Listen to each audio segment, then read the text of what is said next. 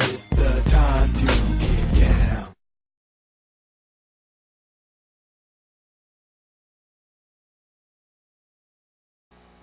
You good?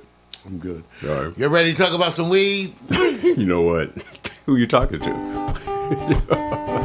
Times are a-changing, but some things stay the same.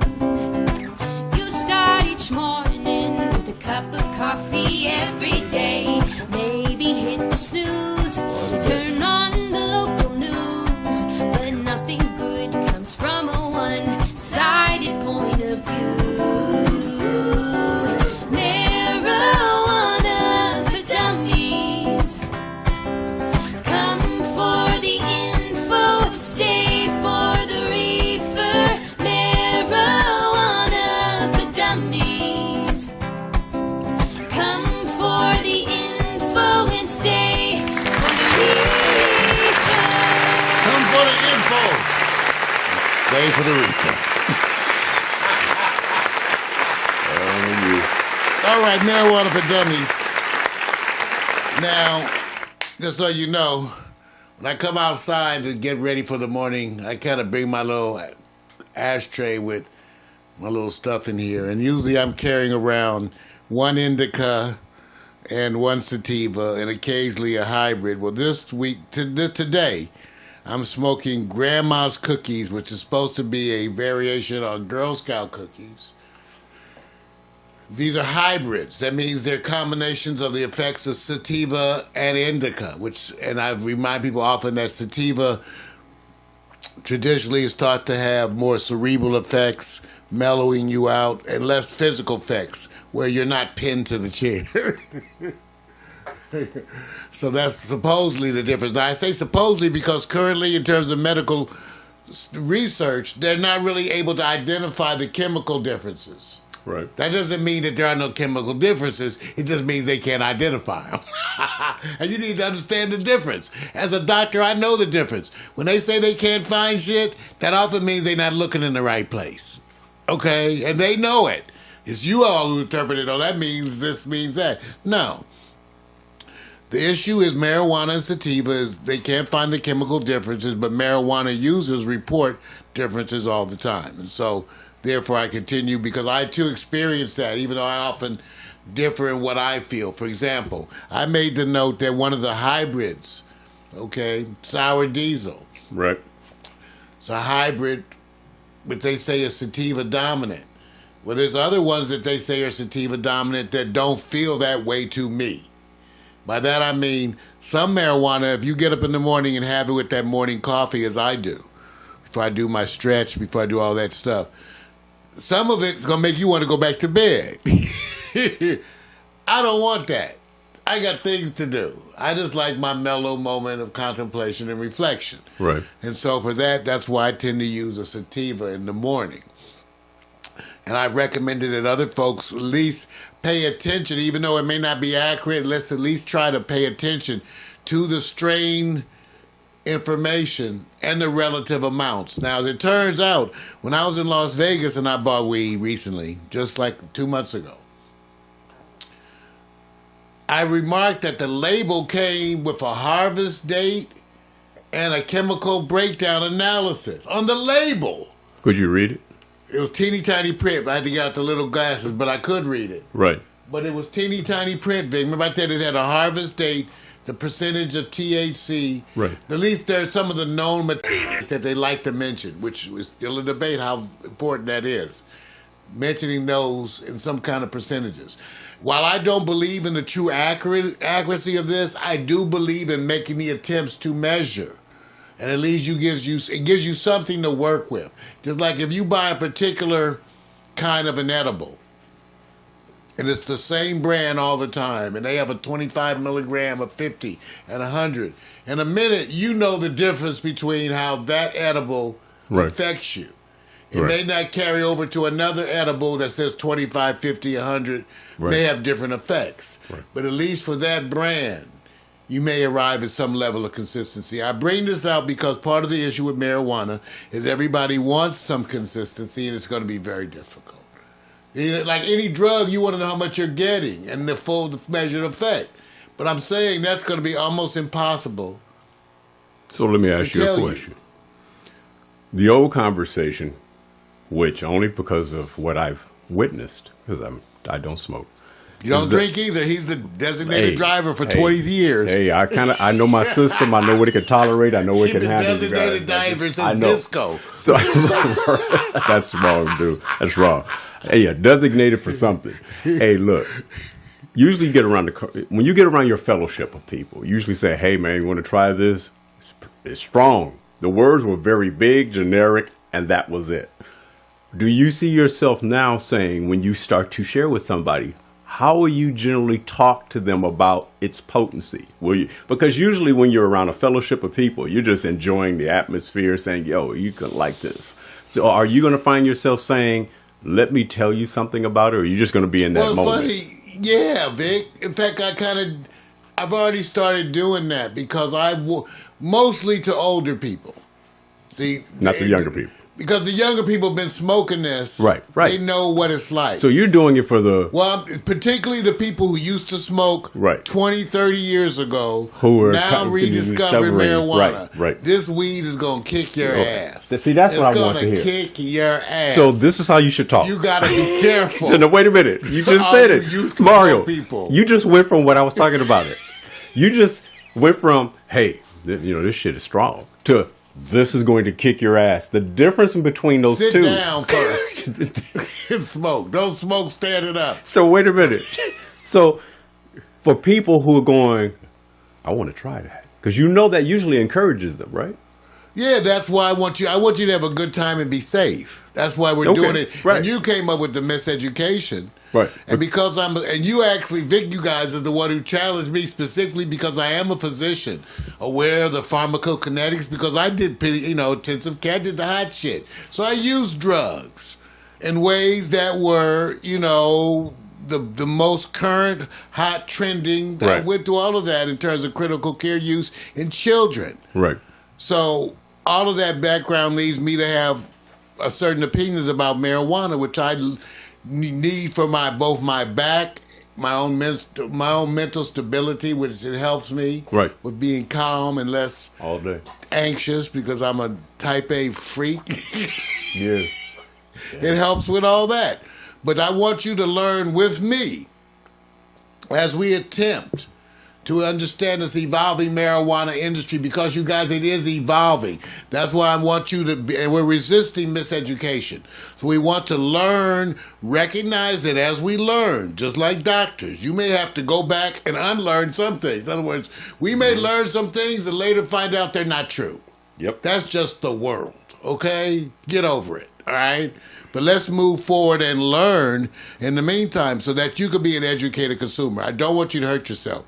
And I've spoken out specifically about the edibles because that is kind of dangerous because of the delayed effect and the fact that it can take up to an hour later to really be hitting you, not just half an hour. Right. I've had a bunch of friends of mine who waited half an hour, didn't feel anything, and had a little bit more, then ended up having a bad time. Right.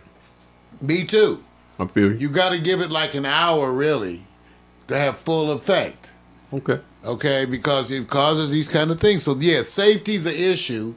We are learning, Vic, and I want people to be educated users. I don't want you to do stupid stuff. No. And we're not all smoking to get high. I don't get euphoric when I smoke. It was last time. You saw me giddy, laughing. No, you don't. No. I don't get euphoric when I smoke. You know what I smoke is because medicine made me a hyper type A person, and one day I didn't know how to relax. Right. I just didn't even know how to relax. It helped me with the build the business because I could work like a freak. I mean, for 20, almost 30 years, I went to bed at 4 a.m., even on my off days, right, Vic? Yep. I was crazy around here. So the people who worked with me, like Vic, they'll testify, it was madness, but in a good way because I was a workaholic person. I allowed, and I used it for the build a business. But in terms of relaxation, being hyper, for me, it's like the gas stove. When you turn that flame down to that little simmer flame, for a lot of us, that's what we like. All I want is that, relax. and you can get it other ways. Things like yoga and exercise do help. That's the truth. That is the absolute truth. There are different ways of achieving a peaceful, calm mentation. But that is what we're looking for, and marijuana worked well for me, and I began to smoke on a regular basis when I was in medical school. Because I hated medical school. That's a whole different conversation. That's a whole different conversation. Read the book when it comes out. Read the book when it comes out. Right. Now, second topic of the day has to do with Las Vegas, because Las Vegas, to me, for a variety of reasons, Vic, kind of represents what's going to happen with the rest of the country. Absolutely. In this area, and they said they want to be the trending, leading group. Right. Even more than California. And they probably want to will. be the trending, leading group for marijuana industry. Right. So you can watch them because they implement everything so much faster. In LA, we're supposed to start having the licenses coming out for recreational marijuana in January. Right. In January. Las Vegas approved one thing in November and had it up in 2 months and running, and they continue to go with it. So first of all, the reports are in that in their first month of operation, they had a record boom. Yep. Just money and weed, and they want to be known. But the problem in Las Vegas was, like a lot of places, they have a schizophrenic kind of mentality. That even applies to Amsterdam. Mm-hmm. Because in Las Vegas, you could buy the weed, but the only place you could legally smoke it was in your own home and residence. Not on the street, not in your car, not even at a hotel, even though later it was sort of amended or whether they recognized that the hotels could make their own decisions. Right. All of this, but or else you were potentially able to get a $600 fine. At least it's a fine and not jail time. So marijuana, they had the same thing exists in Amsterdam where they have coffee shops. You can't even call yourself a coffee shop unless you sell marijuana. True. Okay, this is in Amsterdam. But they don't allow, it's illegal to import weed. So where's the weed coming or grow? It's illegal to import or grow weed, but you have coffee shops selling weed everywhere. What is that? Okay, I tell you, there's a schizophrenia. I'm just saying. So that's even in Amsterdam, so-called liberal, because I always say they're not so much liberal as practical. Right. I said, then you'll understand them better once you look at it that way. They're not liberal. Okay, they're not. And we can talk about a bunch of other things. But anyway, the point that I had made previously was that the Amsterdam coffee house was the model that should be here in Los Angeles. And what I said, what I described to you before was imagine going into this like a health food store is what it felt. It really kind of looks like Simply Wholesome. Right. For those who don't know what that is, who's not from California. Right, that's like a health food store over here. They have, well, that I mean it has like the lighting or whatever, the little stuff on the wall. Healthy. Right. The whole you can't thing. smoke cigarettes in there. Right. Even though they do allow a version of tobacco mixed with marijuana, which is very much traditional overseas in England and other places. They commonly do that. Right. Mix marijuana with tobacco and smoke it in a way that we like blunts here. Right. Which are marijuana rolled in tobacco leaves. But in there, I came back telling Vic, they had wonderful coffees, beautiful mint tea, where the lady actually had a big Tupperware container full of mint leaves, and she would grab fistfuls, stuff it in a glass, smash it down. Right. Pour hot water over that and put it in a wonderful saucer with a cookie. And Wow. And they had the most natural, wonderful mint tea. No smoking cigarette. Then they have the little signs about the organic cakes and little... See, that's what I said, the whole mentality, but they're smoking weed. Right. Which was wonderful to me because you could meet women and you could sit around smoking weed in like a bar and meet girls. So they're taking the same thing they've taken the same thing and surrounded it with an environment like alcohol did. When you say champagne, when you say wine, they surround an ambiance when you're eating, the music, the whole thing, surrounded by pouring you one of those wonderful bottles of something that comes from a different place, higher price. Yes. The whole thing. They're taking on even that though whole... I make the distinction that of the health food store as Right. being the thing that separates it from the vibe of a bar. Right. See, because you've been in bars, we Right. go to the Cork, whatever, they have bars, they have food Right. and drink, and you notice the bar vibe. Yeah. I'm just saying, imagine you walked in Yeah. and it was like that, but no bar. Right. That's what I'm saying. There's no alcohol, by It's the way. not There's based no on- alcohol in the coffee shop. It's not coffees based. and teas and this organic food. And, Right. And it's a whole different culture. It's like alcohol that didn't have weed. It says, we have all this, but we don't sell weed. We don't do that. Right, and they don't It's- sell alcohol, right, and you can't right. smoke in the dispensaries. So it's Right. interesting culture-wise, because Right. the people who gather in there, and I was attracting attention in there by getting to know the people working in there. I spent every morning of my vacation at the beginning of the day. I went right to the dispensary for my morning coffee and smoke. Right. And so I had gotten their attention. They attempted to play music to entertain me. They're like, Doc, listen to this, listen to this. I know this. So they were trying to show me the hip music. It was a wonderful experience. I say that because I did love the Amsterdam coffee shop experience. It is absolutely wonderful. You should try it if you're a marijuana smoker. It has so many of the wonderful, nice elements. If you just have friends who smoke weed, and you don't, and you just want to be in a place with them socially where they're chilling, Right. that example would work for you too. If you don't weed, I can go to the marijuana coffee shop with you, Vic. Right. And while we were having coffee, and the coffee was wonderful, Vic. The coffee was wonderful. While we were having coffee, Right. I'm having weed, and they will loan you a pipe, or Right. you can give you a few papers, or you can buy stuff, all that right there, and you would feel perfectly at home. Got it. I bring that up because now in marijuana, you knew it was coming because they had the continued Right. schizophrenia about selling weed, but no place you could use it. And imagine you fly into Vegas, especially Vegas is a place where people are flying in to party. They're supposed to buy weed, but they can't smoke it nowhere. That's weird. Okay, that's stupid Yeah. and weird. And so there you go. So now with this new thing, they started the marijuana social lounges. What happened was, Vic, and this was coming out so fast because when I was there 2 Right. months ago, none of this was active. It was still the schizophrenia. Yeah, it's This is moving. like it's been happening like this month. Right. It's moving fast, man. Yes, because what happened is first the boards were saying it was possible. I went and read. What happened was there's so much news online. Right. And you're reading it, and some of it comes off like they're not giving you the whole story, so your timeline gets out of whack, right? Right. Because right now, officially, they still haven't agreed on anything. Okay. Keep that in mind.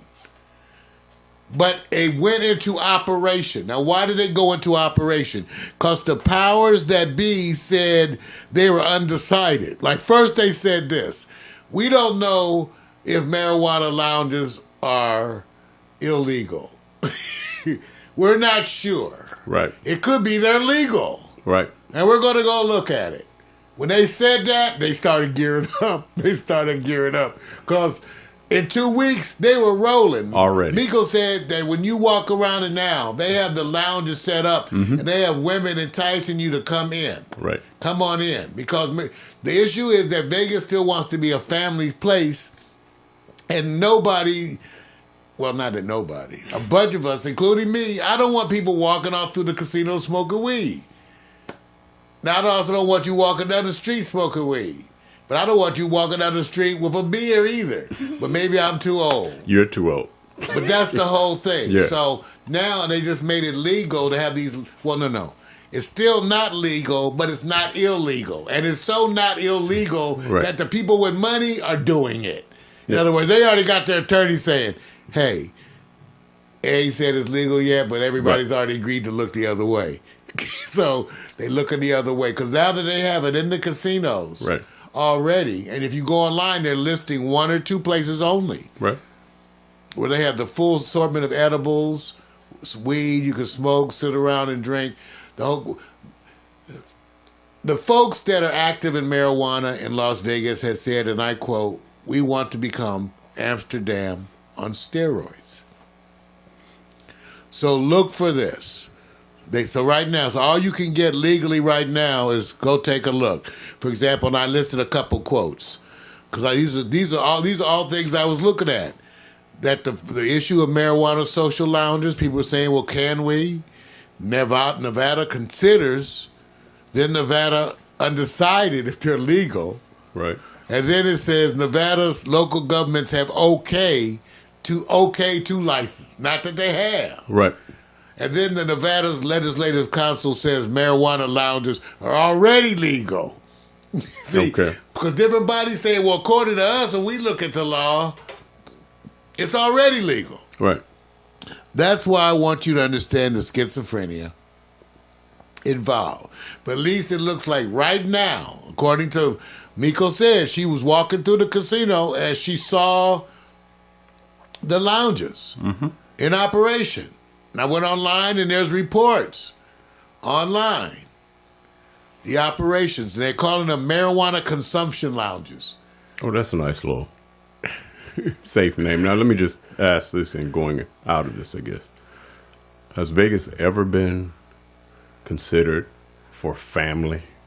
Or is that a misuse of the term? Because it doesn't look, it's not. But that was family. always been part of the big trend to what they've become now. Right, I know. By making it because they needed to make it a destination that people came for a variety of things. Right. And you know, and I both know how it started. Right. And its history leading up to this and trying to make it Disneyland. Right. Now, one of the things people constantly talk about is how that so frustrates so many of people who live there because they don't. Depending on what side you're on, right? Right. You want to be Disneyland, but you want to be Sin City. Sin City and Disneyland. You have to merge those together. Right. That's very difficult. We get to watch Vegas try, Vic. They're Right. trying to merge. Of That course. you can come there with your kids, but then sneak away from your wife and go get high and look at some hoes dancing, whatever. Look, it Whatever. is. I agree. I don't have the answer for anybody. Whatever. And I always say the analytics will tell them where they're getting their best return. They will go look at the numbers, and they will make their statements, and their referendums will be built off of the analytics. They'll just go, here's the numbers. And obviously the numbers show a positive direction, because if it didn't, they wouldn't be doing this. It's just like the sports. money just, like I said, I Right, started out with saying this boom money, right? Right. The money's boom. Yes. Like huge. Yeah. And so what's happening, I was just watching, by the way, similar. Right. Anthony Bourdain went to Pittsburgh. Props out to my brother from another mother, PMC Philip Cuthbert, who's in Pittsburgh, our regular brother. He went to Pittsburgh. And in talking about the revitalization of Pittsburgh and the surrounding communities, Right. specifically efforts to grow marijuana, Right. to help take a boon to the industry. Well, let me tell you, to me, it just as an off-guard opinion, I have no analytics. I don't have any specific data. I think the part that comes in here is all the parents who are on the side of, we want family, this is how it is. There's a whole bunch of your children who are going, Mom and Dad, you guys did have a youth and a time where you guys were rebellious and did things, but in order to make sure you seem like, oh, now you're in a different place. Mara, you could speak to this. You said, Yeah. I don't do this anymore, but you did do it. But they still and drink. So, right. And so, most of them so, still drink. Right. So to me, the perspective of younger folks are going to go, are we to believe that everybody who's our elders were holier than thou? Bullshit. And so you guys had your time. This is our time.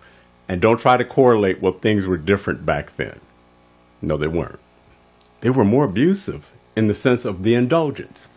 It's a little bit more available for people to see through different mediums, internet, social media. Alcohol. I've already said Alcohol, the just go greatest, look, right. The history of alcohol, Vic. the greatest reality show of what people are going through now is that they've taken the top off, and now you're discovering this is how people were acting back in the day. Don't get it twisted. I know you love your parents and your family, but it's some bad actors, and they've just changed. That's all. Exactly. It looks like people have been wanting to get high for a long time. Yes. I was shocked. I just saw something about the early days of alcohol, and it goes back to like the most primitive Yes. societies. All day. Making wine. Now, of course, you had to drink more of it to get a buzz. Right. But they was drinking, they was throwing it back.